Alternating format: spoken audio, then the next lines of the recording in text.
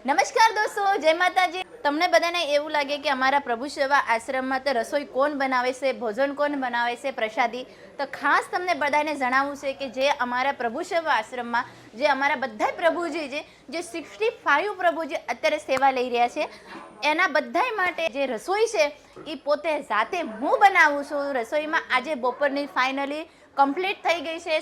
સવારનો સમય છે, 9 વાગે હોય તો અમારે દાળ ભાત તૈયાર થઈ જાય છે, કારણ કે રોટલીમાં વાર લાગે છે એટલે રસોઈ થોડીક વહેલા બનાવવાનું છે। દાળ કમ્પ્લીટ તૈયાર થઈ ગઈ છે। પ્રભુજી માટે દૂધી દાળનું શાક છે, શાક પણ તૈયાર ઓલરેડી થઈ ગયું છે।